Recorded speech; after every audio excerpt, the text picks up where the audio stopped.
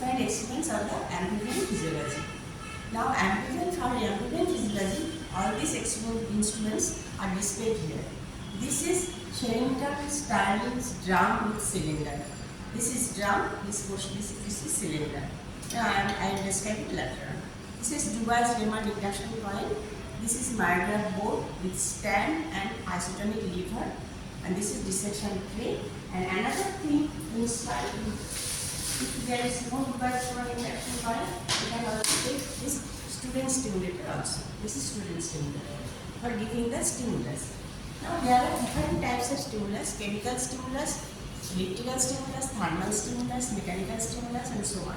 And this mechanical stimulus means by touching the nerve or the muscle, or by cutting the nerve or muscle, or by crushing it, or by cutting it or pinching it.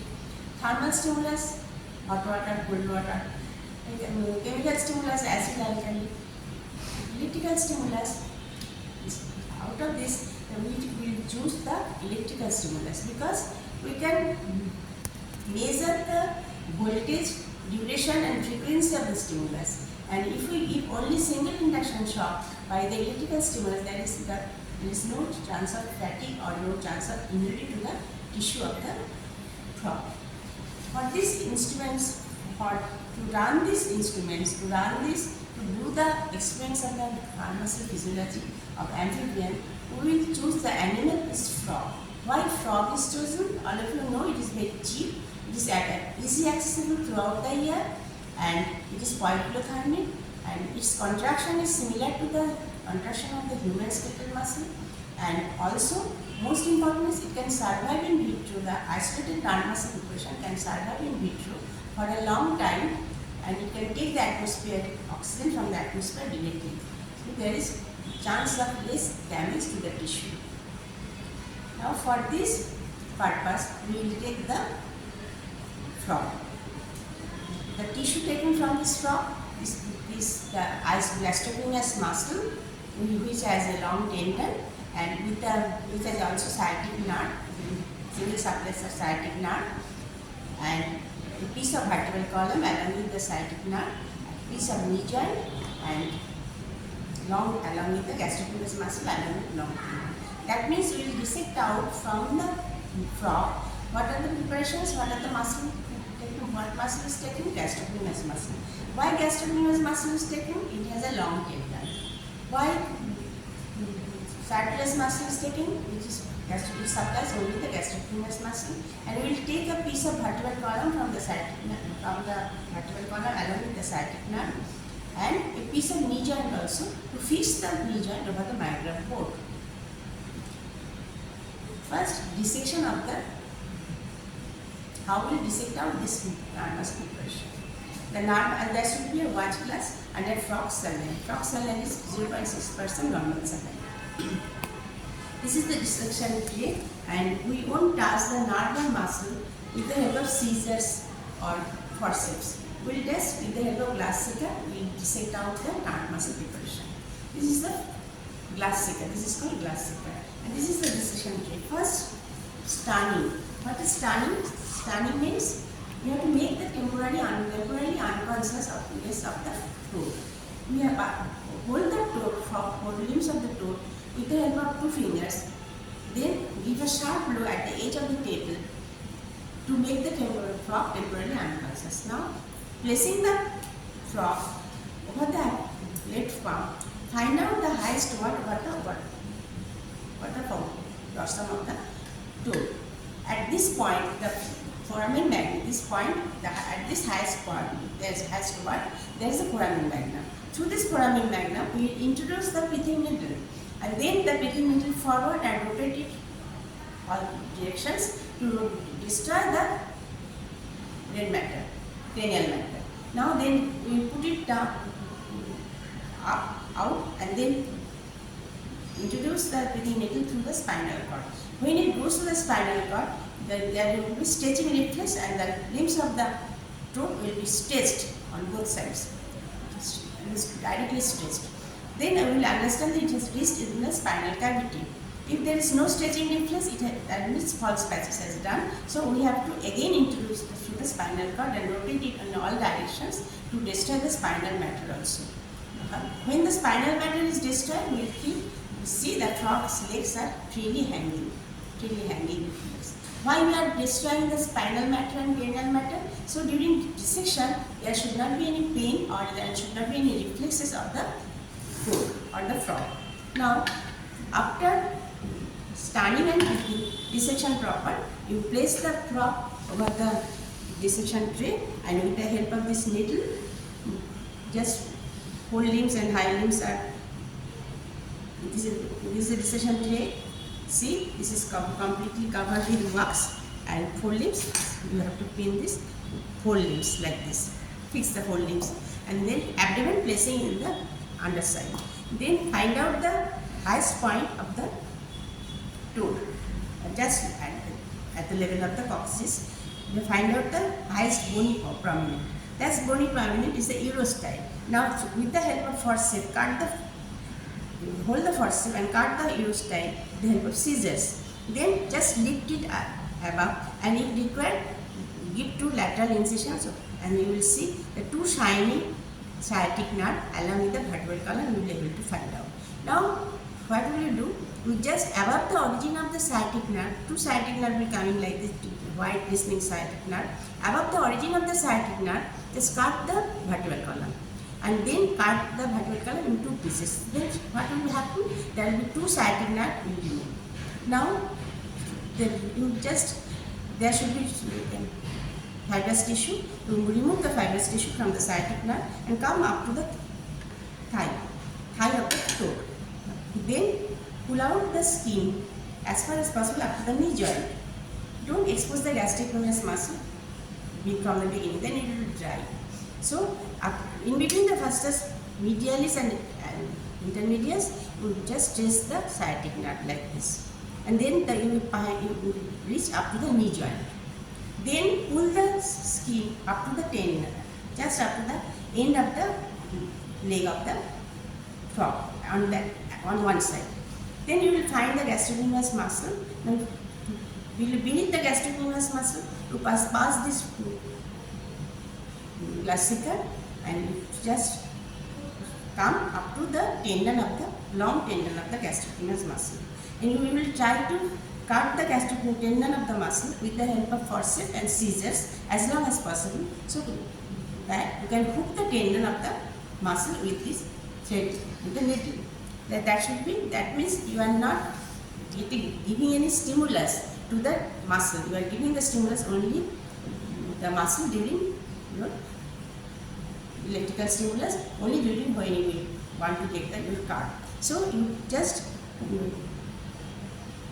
give the forceps, the glacica below the gastrocnemius muscle and come up to the long tendon, and then the long tendon, you cut the long tendon with the help of forceps and scissors and with the help of forceps, pull the gastrocnemius muscle up to the knee joint and then cut the knee joint from below and from up. That means your preparation is ready. That preparation, immediately put the preparation with the help of glacica and forceps in a watch glass. Watch glass filled up with frog saline, 0.6% frog saline. Your preparation is now ready. This preparation contains gastrocnemius muscle with this long tendon, a piece of knee joint, sciatic nerve, and along with the piece of vertebral column. This is your preparation, and you have to mount it on this Viagra port. Now, coming to the instruments required for this purpose, the instruments required. This is Sheddington-Starling's drum. This portion is known as drum. This is known as cylinder. This portion is cylinder. Never forget, this is drum. This drum contains so many arrangements. There is this is the gear system. Gear. This portion is known as the gear. See, here is N is written over here. N means neutral gear. That means it won't move. There are so many numbers are written. 640. You will do the skeletal muscle, the nerve muscle preparation on 640 gear. It should be at 640 gear. This is off on switch, and when you will do the cardiac muscle, it will be slow. This is fast gear, slowest gear, 0.12 to 0.25, like this. This is the off on screw, and at this portion there is a clutch. to engage or disengage this rotation of this cylinder. Now from this rectangular box, that here is a gear, here is the clutch, here is the off on switch, and above there is a contact block. This portion is known as the contact block. There is a two screws are there which should be connected with our this device Raymond induction coil. Now there is a knob over here. This is known as this is contact block. This should be the contact block, and this is the point of contact. And from the body of the shaft, there is a vertical shaft is there. There is a vertical shaft is going up. The vertical shaft, at the bottom of the vertical shaft, there is a bifurcated striker. This is known as bifurcated striker. So that when it touches the contact block, there is one contraction. When it touches the contact, there is another contraction, because then only the circuit, when the contact block touches the contact block, when the striker touches the contact block, only the circuit will be complete. We can bifurcate it so that we can give two successive stimulus at our desired level, at latent period, at period of contraction, at period of relaxation, and we can do it totally bifurcated, so that by single rotation we can get two simple muscle car. So these are the importance of why the cycle is bifurcated. Two important points I have mentioned. That is, one is we can give the two successive stimuli at our desired level.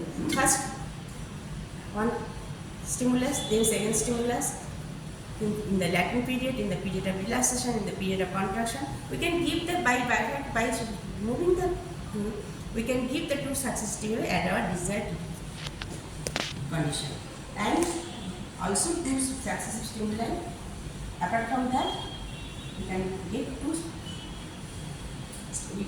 one part and then another part. The point this is connecting with the contact block. I will mention the conditions. This circuit will be complete, so that we will get one contraction, one stimulus over the nerve. This is this is the cylinder. We can move the cylinder. There is a screw to fit the cylinder in position. We can remove it up and remove it down. Now see, this cylinder is surrounded by a smoked paper. This is smoked paper is surrounded by it. We will get the car over the smoked paper. The cylinder is first wrapped with the paper, right over left, and then we will smoke it, and we will fit the cylinder over the drum in the shaft with the help of this screw. This is all about and this portion should go to the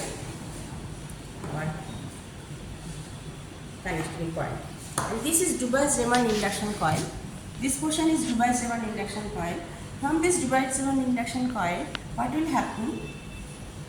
See, here is a screw, here is a screw. From this two wires are going to the two screw of the contact block. This is the primary circuit. This one is the primary circuit. From two screw of the Dubas-Raymond induction coil, two screws are going to the two screw of the contact block. This is the primary circuit, and this is Nips hammer to give multiple stimulus. And this portion, this is known as the primary coil. This is secondary coil. Dubas-Raymond induction coil contains one primary coil, one secondary coil. This primary coil contains 250 to 350 turns of copper wire. Each is insulated with a thread. And this secondary coil also contains 7,000 to 8,000 turns of copper wire, which is also surrounded by a thread. And see, there is a hollow inside the secondary coil. From this hollow we can move, and there is a scale over there. It can move in a group, and it can go above the primary coil and go above. Why it is like this, I will mention later on. Now from this secondary, this is secondary coil. From the secondary coil, two screws are coming up. And these two screws, from these two screws, two wires are coming up. And see, we are putting this over this is diagram board where the sciatic nerve should be there to get stimulated. Now there should be our current source is 220 volt AC current, and if we give directly to the 220 volt AC current to the muscle, muscle will immediately destroyed, immediately damaged. So what will happen? There should be a step down transformer. From the step down transformer, 3 to 6 volt DC current will come to the. Here should be a battery at the primary. Here should be a circuit. From this circuit, current should be fed to this primary coil. And primary coil is getting 3 to 6 volt DC current. From this DC current, when the circuit is complete, what will happen? There will be induction coil or Faraday coil in the secondary coil. You know everything about this induced current and Faraday current. This induced current or Faraday current is important because it is an instantaneous current, single current. So that the damage to the nerve or the muscle is minimum damage, no damage to the nerve. We will get only single stimulus by this induced current, no continuous current. Now when this secondary current is coming over here, and now I am coming to the mounting. The mounting is this portion is known as the myograph board with myograph stand with isotonic lever. This myograph board is a rectangular box covered with wax, and this portion, the proximal end, which is currently connected with the myograph stand, and here it is connected with the isotonic lever. Now from this isotonic lever, this has two portions. This is called long arm, and this portion is known as the short arm. This portion along with this is known as the short arm, and this portion is the long arm of the isotonic lever. See, the isotonic lever has some holes to hang if required, to hang some weight.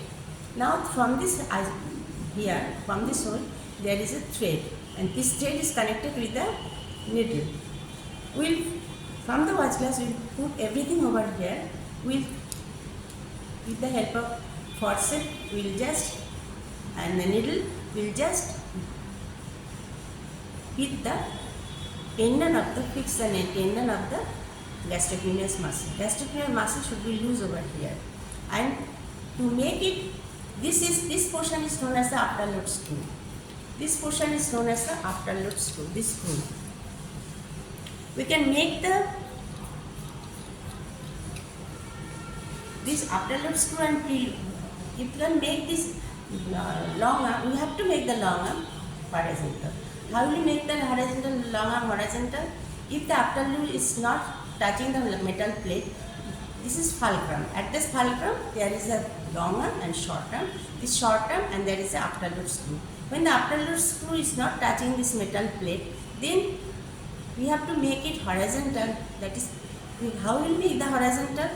We have just pin out with the thread, tendon of the muscle. Now you make it straight like this with the help of knee joint. Put the knee joint with the help of pin. You just pin the knee joint. If we stimulate the knee joint, there won't be any problem. So the muscle is like this. When we will see that this is horizontal, we have to make the stylus horizontal in preloaded preparation by putting when this is horizontal, we will pin out the knee joint like this. Muscle is hanging like this. There is a tendon is over here, and the sciatic nerve should hang over the two electrodes of the secondary coil, and with a piece of vertical column will help in hanging the sciatic nerve. So all the mounting is ready. That means during mounting, what you have to do in preloaded preparation, you have to make the stylus horizontal by putting the knee joint, by first pull the knee joint with the help of pin, and when this comes to the horizontal level, just pin the knee joint at preloaded preparation, and sciatic nerve over here and muscle is over here. So with the help of with the help of pin, we have to fix the knee joint over this myograph board to make the long arm horizontal in preloaded preparation. What happens in preloaded preparation? See, in preloaded preparation, this is horizontal. That means In preloaded preparation, the long arm is bearing the load of the muscle before contraction. So before contraction, we are not giving any stimulus. We are making the long arm horizontal with the help of knee joint, like this. So the long arm is bearing the load of the muscle before contraction, and also it will bear the load of the muscle during contraction. Now, as we have made horizontal by putting the knee joint, muscle is bearing the load. The muscle is stretched little bit.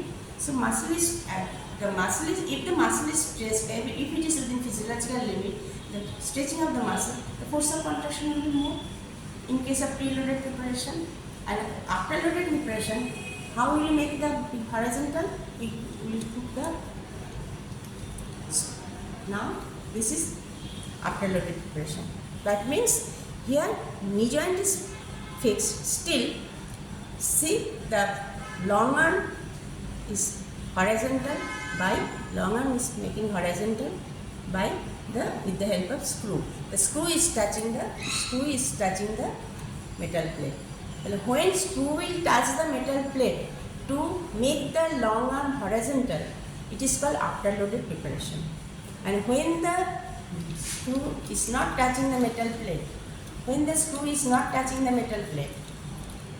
and we have to make the long arm horizontal by fixing the knee joint. This is preloaded preparation.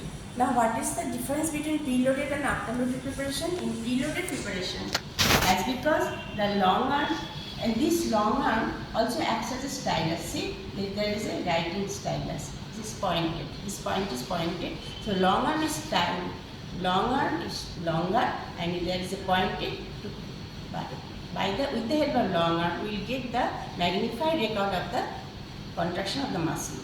And this is also known as fulcrum. And this point, this is short arm. The short arm bears we will hit the tendon, fix the tendon with the help of needle through the hole with the help of thread. We will just fix the thread. We won't give the muscle. Then, in case of preloaded preparation, what will happen? As the long arm is bearing the load of the muscle before contraction, that means muscle is stretched, and also during contraction, the force of contraction will be more if the stretching is within physiological limit. But when the afterloaded preparation, if we make it horizontal by afterloaded preparation, the long arm will bear the load of the muscle only during contraction. Then see, there is a gap between the screw and the plate, so it will bear the load of the muscle during contraction. But in preloaded preparation, as we have stretched the muscle, in preloaded preparation, force of contraction will be more if it is within, stretching is within physiological limit. In afterloaded preparation, it is not stretched, so the height of contraction will be less than the preloaded preparation. Now I think you have understood how it is preloaded and afterloaded. When the screw is touching the metal plate to make the long arm horizontal, it is afterloaded preparation. When the screw is not touching, to make the long arm horizontal, we are making the long arm horizontal by fixing the knee joint, then it is called preloaded preparation. At this time, I am again repeating the load of the muscle in preloaded preparation. The load of the muscle is borne by the stylus before contraction and also during contraction. In the afterloaded preparation, load of the muscle is not bearing before contraction. Load of the muscle will be beared by the long arm only during contraction. This is, see, the screw is touching the metal plate. So, before contraction, load of the muscle is not bearing by the stylus. It will bear the load of the muscle only during contraction. This is preloaded and afterloaded preparation, and this is mounting. This portion is known as the mounting. So, primary coil, from the primary coil, it is coming, this is primary coil. From the primary coil, this is the coming to the contact block. Two wires are coming to the contact block. This is primary circuit. From the secondary coil, two wires are coming to the give the stimulus, periodic current or instantaneous current to the nerve or sciatic nerve or the nerve muscle preparation, isolated nerve muscle preparation. So this is secondary circuit. This portion is the secondary circuit, and this portion is the primary circuit. And if you see the periodic current, when from the battery or from there should be a source from 2 to 3 to 6 volt AC current should be there. From there current will come here, and instantly periodic current will be induced over the secondary coil, and from the secondary coil the current will go to the sciatic nerve, and from the sciatic nerve to the muscle, and then muscle will contract, and that contraction will get over this cylinder. Now if you see the curve is going more, height of contraction is more, and it is going outside above the level of the cylinder, then we can reduce if it is like this, we can reduce the height of contraction by moving the secondary coil back. As the secondary coil is going back, the height of contraction will be more.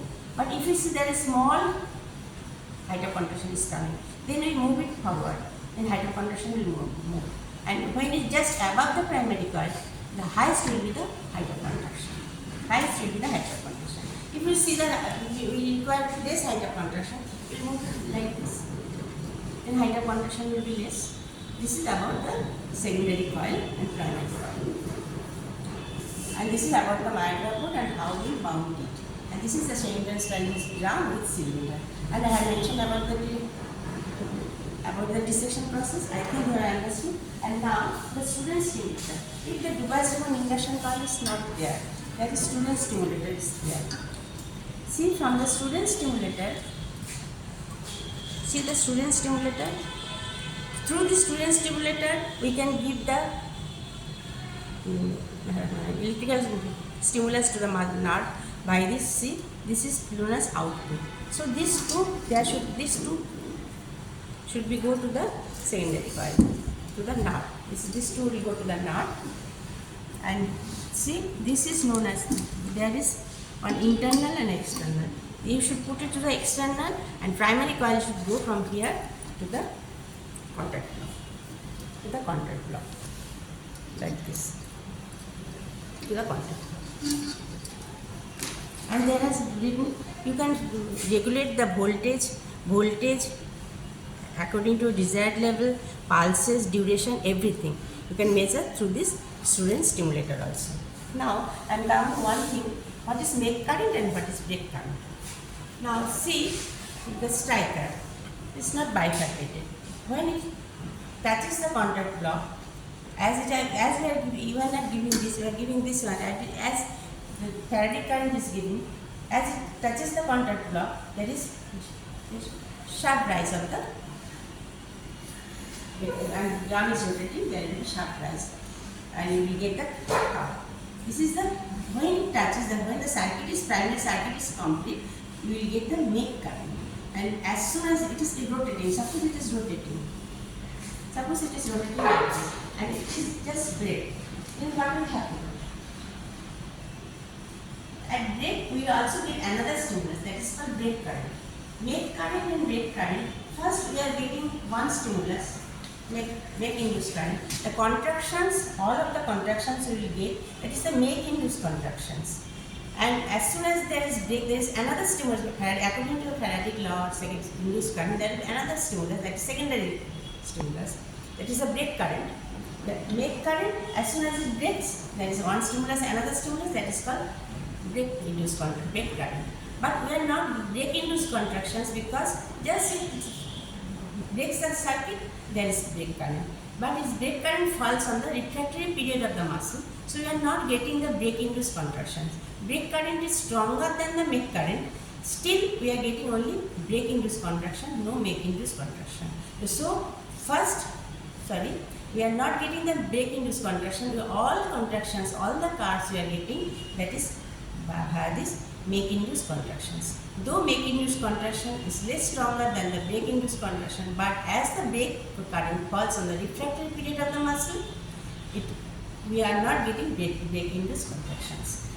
Now you can, so you have understood what is make current. When it touches the contact block, immediately there is induced current, one single stimulus. So we are getting the make induced current. When we just break the circuit, another current, break current that is more stronger than the make current, but we are not getting the break induced contractions because it falls on the refractory period of the muscle. And now another point regarding this afterload and preload preparation. I have mentioned already how we will make it preload and afterload.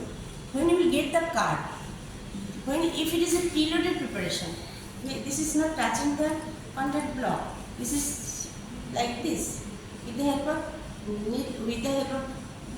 knee joint, you can make it like this. In preloaded preparation, after the contraction is over, relaxation is over, we will get the physiological card or the shatter waves, the physiological card below the baseline. Due to inertia, it goes below the baseline. There will be some physiological card, it is rotating, so you will get some. If you get any card below the baseline, that is the physiological card, that means it is done in preloaded preparation. And if it is afterloaded preparation, where it is touching the screw, then it will go from the baseline and the physiological card will be above the baseline. You might get the physiological cards, but that should be above the baseline. If the physiological card go below the baseline, it is called physiological cards. That means the card, your preparation, muscle preparation is your preparation. You have done the experiments in preloaded preparation. That means from the card also you can mention whether you can done in preloaded or afterloaded preparation. If it is done under preloaded preparation, you will get the physiological cards below the baseline. If you do it after loaded preparation, you will get the physiological card above the baseline. Up to today is up to this. Then I will describe. But see that this is your connections. And the myogram, how we will migrate. Later on, I will show you how to make the cards. In next video, I will show you the cards, how to make the cards.